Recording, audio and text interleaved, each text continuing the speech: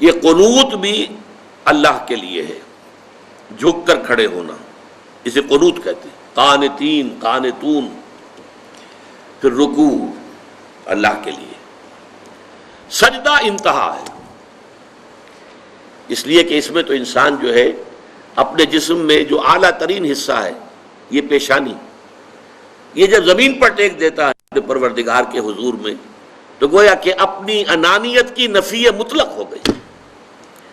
ہمارے اور رب کے درمیان حائل جو ہے ہماری انا، میں، میری مرضی، میری پسند، میری خواہش، میرا فکر، میرا خیال، میری رائے، یہ میں ہے سب سے بڑی وجہ کہ جو پیدا کرتی ہے رکاوٹ۔ اس میں کو آپ جو ہے اللہ کے حضور میں، حدیث میں آتا ہے جب سجدہ کرو تو یوں محسوس کرو جیسے کہ تم نے اپنی پیشانی اپنے رب کے قدموں میں رکھ دی ہے۔ یہ کیفیت سجدہ جو ہے یہ اس کا عروج ہے۔ اس لیے حضور نے فرمایا اقرب ما یکون العبد الی اللہ فی السجود، بندہ قریب ترین جو ہوتا ہے اپنے رب سے وہ سجدے کی حالت میں ہوتا ہے۔ اس کی نفسانیت اور اس کی انانیت کی نفی مطلق ہو گئی، اب درمیان میں کوئی شے حائل نہیں ہے تو قریب ترین ہو گیا۔ یہ سجدہ جو ہے یہ سابقہ شریعتوں میں سجدہ تعظیمی کی حیثیت سے جائز تھا۔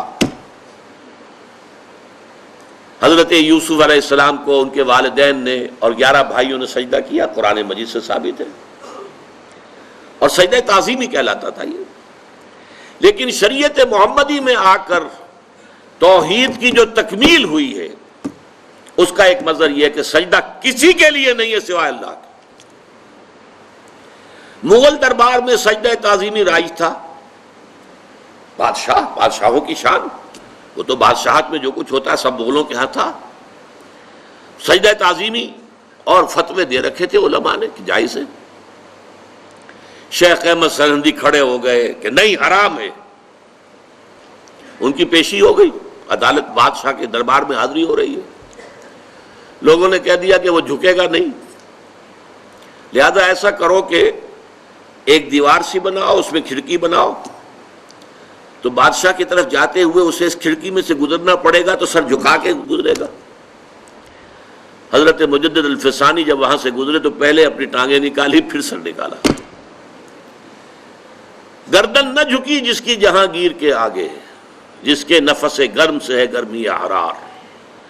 حاضر ہوا میں شیخ مجدد کی لحد پر، وہ خاک کے ہے زیر فلک مطلع انوار، وہ ہند میں سرمایہ ملت کا نگہباں، اللہ نے بر وقت کیا جس کو خبردار۔ گردن نہ جھکی جس کی جہانگیر کے آگے، جس کے نفس گرم سے ہے گرمی حرار۔ یہ ایک بہت بڑا مجاہدہ تھا جو حضرت مجدد الفسانی رحمۃ اللہ علیہ نے کیا، اور جہانگیر گویا کہ ایک طرح سے اس کی توہین ہو گئی، پھر جیل میں ڈال دیے گئے، جیل ہی برداشت کی۔ سجدہ اللہ کے سوا کسی کو نہیں ہے، بلکہ رکوع بھی نہیں ہے۔ اور اب تو یہ کہ جھکنے سے بھی ہمیں روک دیا گیا ہے، اگرچہ ایک تھوڑا سا تو ہوتا ہے، کوئی آپ کے بزرگ آئے ہیں تو ان سے ملتے ہوئے خود بخود انوالنٹریلی، آپ کا ارادہ نہیں ہوتا تب بھی کچھ تھوڑا سا انسان جھکتا ہے، بس اس کو معاف کیا جا سکتا ہے۔ باقی یہ کہ انسانوں کے لیے کسی کے لیے اب کجا یہ کہ جو قبروں کو سجدے کیے جا رہے ہو تو یہ تو اب کہاں سے کہاں بات پہنچ گئی۔ میں تو چاہ رہا ہوں کہ پازیٹیولی آپ کو یہ فارمولے جو ہے وہ بتا دوں، اس کے بعد اس کی اپلیکیشن خود کیجئے۔ میں کسی خاص مسلک کی بات جو ہے اور ان کی باتوں کو ٹارگٹ بنانا نہیں چاہتا،